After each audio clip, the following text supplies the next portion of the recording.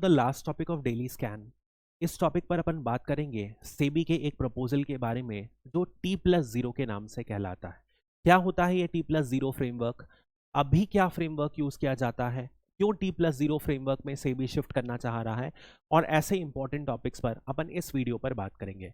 सबसे पहले न्यूज में क्यों है? क्योंकि सेबी ने एक प्रपोजल किया है कि ग्रेजुअली जो T+1 फ्रेमवर्क अभी अपन फॉलो करते हैं से T+0 की ओर शिफ्ट करेंगे। यानी कि क्या होता है इसको समझते हैं। यानी कि मान लो सपोज आज 29 दिसंबर को आपने एक कोई भी सेकेंडरी मार्केट में शेयर मार्केट में कुछ पैसा इन्वेस्ट किया और उसे बेचा। उस शेयर को आपने 29 दिसंबर को बेचा, यानी कि you settled the share on 29 of December. तो T+1 डे ऐसा होता है, यानी कि 30 दिसंबर को आपको इसका पैसा जो रहेगा आपके अकाउंट पर क्रेडिट होगा। वहीं पर यदि अपन T+0 फ्रेमवर्क की बात करें तो उसी दिन यानी कि 29 दिसंबर को ही अपन ने सेटल किया और 29 दिसंबर को ही ये अकाउंट में आ जाएगा। This is a basic difference of T+0 and T+1 framework. अब ऐसा सेबी कह रहे हैं कि कुछ फेज वाइज में, दो फेजेस में ये शिफ्ट करेंगे। इनफैक्ट सेबी ये भी कह रही है कि जो लार्जर टारगेट है उसके बाद का टारगेट है कि अपन इंस्टेंट सेटलमेंट साइकिल पर आ जाए। मतलब कि ऐसा नहीं उसी दिन सेटलमेंट हो, बल्कि उस पर्टिकुलर मोमेंट में जब आपने शेयर सरेंडर किया उसी समय ये सेटलमेंट हो जाए। That is what is a basic idea. यदि अपन बात करें तो सेबी के आउटलुक के हिसाब से इसे दो फेजेस में इंट्रोड्यूस किया जाएगा। नंबर 1 फ्रेम जो रहेगा वो कुछ जो टॉप कंपनीज हैं, let us say top 500 companies, according to the capital market capitalisation, कितना ज्यादा उनका कैपिटलाइजेशन है, उस बेसिस पर इनको इनकॉर्पोरेट किया जाएगा और ऐसे फेज वाइज में इसे बढ़ाया जाएगा। पहले फेज में किया जाएगा कि यदि 1:30 PM यानी 1:30 बजे तक आपने ट्रांजैक्शन किया तो वो उसी दिन बाय द टाइम 4:30 तक वो सेटल आउट हो जाएगा और वो आपके अकाउंट में रिफ्लेक्ट हो जाएगा। और उसके बाद जो सेटलमेंट होगा वो नेक्स्ट डे, यानी कि for the transition period T+0 and T+1 both are going to be working जब तक ये ट्रांजिशनल फेज में रहेगा। और उसके बाद पर सेबी का कहना है कि वो ट्रेड बाय ट्रेड सेटलमेंट की ओर भी मूव करेंगे। यानी कि 3:30 बजे तक कोई भी सेटलमेंट होता है, कोई भी ऐसे ट्रांजैक्शन होते हैं तो टिल 3:30 वो तुरंत इंस्टेंटेनियसली सेटल हो जाएगा। That is going to be the wider aim जो सेबी टारगेट करेगी। यदि अपन बात करें ये जो पूरा ट्रांजैक्शन है T+0 का, ये माना जा रहा है बिल्कुल 2024 के स्टार्टिंग मंथ्स में इंप्लीमेंट हो जाएगा and by the end of the year शायद ये फुल टाइम पर इंप्लीमेंट हो जाए। यदि इसी को अपन समझते हैं बेसिक आइडिया क्या था, तो अभी जो T+1 साइकिल अपन यूज करते हैं ये कोई बहुत ज्यादा पुराना डेट का नहीं है। ये सिर्फ और सिर्फ 2021 में ही स्टार्ट हुआ था, यानी कि जस्ट कोविड डेज में ही स्टार्ट हुआ था। और ये पूरी तरीके से कब इंप्लीमेंट हुआ? इसी साल के शुरुआत में, जनवरी 2023 में। इनफैक्ट यदि अपन बात करें 1 डे सेटलमेंट में आज के डे पर सिर्फ और सिर्फ दो major countries, one is India and the second is China move करे हैं। इसके अलावा जितने भी वेस्टर्न कंट्रीज हैं उनके 2 से 3 दिन का सेटलमेंट टाइम पीरियड है। T+2 से T+3 का time framework western countries follow करते हैं। इंडिया की यदि थोड़ी सी हिस्ट्री में डेट बैक करें तो T+3 फ्रेमवर्क 2002 में इंट्रोड्यूस किया गया था और जस्ट 1 साल के बाद T+2 यानी 2 दिन के अंदर सेटलमेंट प्रोविजन को इनकॉर्पोरेट कर लिया गया।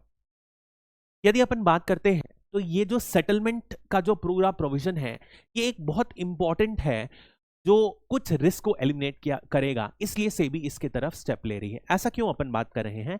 क्योंकि जब भी T+0 का सेटलमेंट इनकॉर्पोरेट होगा, यानी कि एक बात पहले से है कि जो फंड की अवेलेबिलिटी है वो पहले से ही इंश्योर करना पड़ेगा by the agency, by the company. ऐसा करने पर क्या होगा, किसी भी तरीके का जो आप बोल सकते हो बफर या सिक्योरिटी है वो ज्यादा बढ़ जाएगा। और सेबी का एक मेजर आइडिया क्या होता है, एक मेजर एम क्या है जो सेबी एक्ट में मेंशन्ड है, वो है फाइनेंशियल और कैपिटल मार्केट डीपनिंग।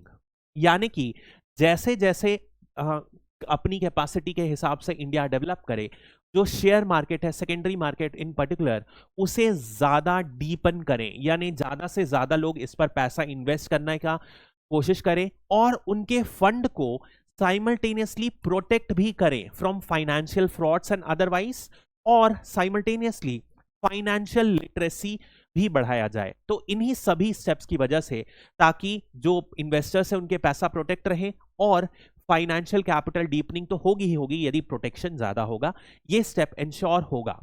कैसे होगा इंश्योर, अपन थोड़ा सा समझते हैं। अब फॉर एग्जांपल 2021 में कोविड का जब पीक था, तब यूएस में एक कंपनी थी जिसका नाम था गेम स्टॉप। इसके बारे में थोड़ा सा अपन समझते हैं। अब गेम स्टॉक ट्रेडिशनली जो था, इसकी जो शेयर वैल्यू थी वो डिक्लाइन कर रही थी, बट वहीं पर हुआ ऐसा, कुछ मेजर इन्वेस्टर्स, इस केस में रेडिट थे, उन्होंने बहुत ज्यादा बल्क में गेम स्टॉप में पैसा लगा दिया। अब इसकी वजह से हुआ क्या, जो डिक्लाइनिंग ट्रांजैक्शन था वो अचानक से स्काई रॉकेट हो गई। इनफैक्ट जस्ट कुछ दिनों में इस शेयर की वैल्यू 1000 से लेकर 10,000 तक वैरी करी, यानी कि कुछ एस्टिमेट्स बोलती है कि 10,000 टाइम्स इंक्रीज हो गया। बट जैसे ही क्या हुआ, ये जो बबल हुआ, बस्ट हुआ, ये फाइनली कोलैप्स होकर बिल्कुल अपनी वैल्यू से भी बिल्कुल नेग्लिजिबल वैल्यू पर पहुंच गई। अब ऐसी केस में, अब आप सोचिए, ऐसी केस में होता क्या है, ऐसे केस में कंपनी के पास जितना ज्यादा ट्रांजैक्शन पीरियड रहे, यानी T+2, T+3, ऐसी केस में इनके जो कैपेसिटी पेमेंट की जो रिस्क है, जो इनकी वैल्यू अचानक से कम हो जाती है, तो ये पे करने की एबिलिटी बहुत तेजी से लूज करते हैं। यदि इंस्टेंटेनियस सेटलमेंट या T+0 रहेगा, तो जो टेंटेटिव रिस्क रहेगी जो इन्वेस्टर्स फेस करेंगे वो कम हो जाएगी, and that is one important agenda why SEBI is incorporating. इसके अलावा जनरल ट्रेंड है, जैसे इंस्टेंटेनियस बैंकिंग में IMPS यूज करते हैं, नेट बैंकिंग से अपन तुरंत पैसा ट्रांसफर कर देते हैं, वैसा ही कुछ इसमें भी डेफिनेटली प्रोविजन तो है ही। इसके अलावा यदि आप देखोगे तो फास्टर पे आउट्स होंगे दोनों सेलर और बायर के लिए। इससे क्या होगा, ग्रेटर एश्योरिटी होगी। यदि सेकेंडरी मार्केट में लिक्विडिटी बढ़ेगी तो क्या होगा, ज्यादा से ज्यादा जनता, इवन गरीब इंसान भी देखेगा कि यार तुरंत पैसा वापस मिल जाता है, ग्रोथ है, तो वो इसमें पैसा लगाने की कोशिश करेगा। जो अपन बात करें deepening of the financial market incorporate होगा। इसके अलावा enhances control over the fund, जैसे अपन ने बात की पहले से T+0 सेटलमेंट में पहले से फंड इनकॉर्पोरेट करना पड़ेगा, तभी ज्यादा वो पॉसिबल होगा, इस वजह से ये होगा। इसके अलावा freeze of the capital in the security marketing, improving risk, जो अपन ऑलरेडी बात करें गेम स्टॉक की, उसी की बात कर रहा है। यदि अपन बात करें, इसमें कुछ डाउट्स भी हैं जो पर्टिकुलरली ट्रांजिशन फेज में हो सकते हैं प्रॉब्लम क्रिएट करें। सबसे बड़ा जो डाउट है वो दो फैक्टर्स को लेके आएगा। सबसे पहला आएगा लिक्विडिटी मैनेजमेंट, और इसी से रिलेटेड है प्राइस डाइवर्जेंस। अब आप सोचो ट्रांजिशन फेज में क्या हो रहा है, जैसे अपन ने डिस्कस किया, साइमल्टेनियसली दो मार्केट T+0 प्लस T+1 का फ्रेमवर्क रहेगा। जो 3.5 से पहले हुआ वो T+0, उसके बाद सेटलमेंट नहीं होगा। 1.5 के पहले जो होगा वो T+0, 1.5 के बाद जितने भी ट्रांजैक्शन होंगे T+1 में गए। यानी कि एक ही तरफ आप मार्केट को डिवाइड कर दिए, आप एक सिंपल एंटिटी को दो मार्केट में स्प्लिट कर दिए, जहां T+0 ट्रांजैक्शन हो रहा है और T+1 हो रहा है। इस वजह से जो अवेलेबिलिटी ऑफ स्टॉक है दोनों मार्केट में हो सकता है वैरी कर सके, और इसी अवेलेबिलिटी की वजह से क्या होगा, इनकी price in the transition phase हो सकता है वाइडली फ्लक्चुएट करे।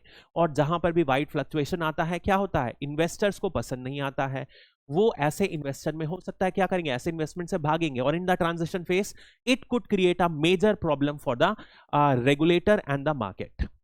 और potential increase in the trading cost, आप अपफ्रंट में कोई भी फंड अवेलेबिलिटी यदि कोशिश कर दोगे, एक दिन उसी दिन आपको पहले से फंड अवेलेबल करना है, तो क्या होगा, पैसा तो बढ़ेगा ना, कॉस्ट बढ़ गई, and that is why this could be one major problem. अब यदि अपन देखें तो सेबी ने इस एप्रीहेंशन, जो अपन ने लिक्विडिटी की एप्रीहेंशन बात करी और इससे एसोसिएटेड जो प्राइस है, इसकी एप्रीहेंशन को सेबी ने कहा क्योंकि बहुत ज्यादा एग्जिस्ट नहीं करेगा। क्यों एग्जिस्ट नहीं करेगा, उसको सेबी ने डिस्क्राइब किया है आर्बिट्रेज वर्ड से। होता क्या है, सपोज एक मार्केट है, मार्केट ए, दूसरा मार्केट है बी, यहां पर एक कमोडिटी की प्राइस है 100 रुपए, ठीक है। अब इन द बी मार्केट इसी कमोडिटी की प्राइस है 200 रुपए। तो कोई भी नॉर्मल जो एजेंट्स रहते हैं, आप मान लो यदि अपन समझना चाहें तो एजेंट्स क्या करेंगे, ए मार्केट से लेंगे और बी मार्केट पर बेच देंगे, because there is a substantial price difference between the to.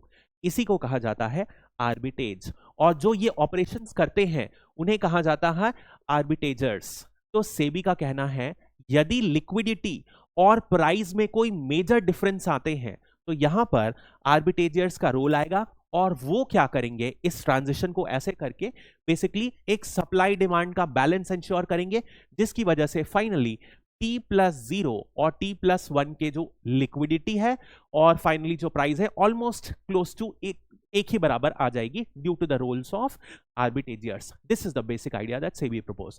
तो सेबी का कहना है भले ट्रांजिशन फेज में थोड़ी सी प्रॉब्लम हो जाएगी, बट जो मार्केट मैकेनिज्म है वो खुद ही इस प्रॉब्लम को सॉर्ट आउट कर देगा। This is the basic idea. एक जल्दी से एक एमसीक्यू अटेंड करते हैं and we will finish this video. Which of the following best describes the role of arbitrageurs in the financial market? UPSC बहुत ज्यादा डेप्थ में फाइनेंशियल मार्केट से क्वेश्चन नहीं पूछता है, बट कुछ कॉमन रिलेटेड टर्म्स आपको जरूर आइडिया होना चाहिए। ये टर्म बहुत बार न्यूज़पेपर में अभी आ रहा है, इसलिए you should be aware about it. They act as a market regulator, ये तो बिल्कुल फालतू है। मार्केट रेगुलेटर तो सिंपल सेबी ही है, तो बाकी कोई प्राइवेट एंटिटी को तो कभी भी इंडिया में मार्केट रेगुलेटर की बात नहीं करेगा। Ensuring compliance with the trading loss, फालतू बात है। They provide investment advice to the retail investors, तो जो बाकी रिटेल बैंकर्स हैं, म्यूचुअल फंड्स हैं, वो क्या करेंगे, ये भी गलत हो गया। They exploit temporary price discrepancies of the same asset across different markets to generate profits. This is what we have read. Last भी पढ़ लेते हैं। They manage large investment portfolios, ये भी गलत हो गया। ये तो फाइनेंशियल इंस्टीट्यूशनल इन्वेस्टर्स, बड़ी प्रोफेशनल सर्विसेज वो करती हैं, तो ये भी गलत हो गया। समझ में आ गया? This is a very important term, जरूर ध्यान रखिएगा। आर्बिट्रेज और arbitrageurs, the one who practice arbitrage. That's all for this topic. Have a great day.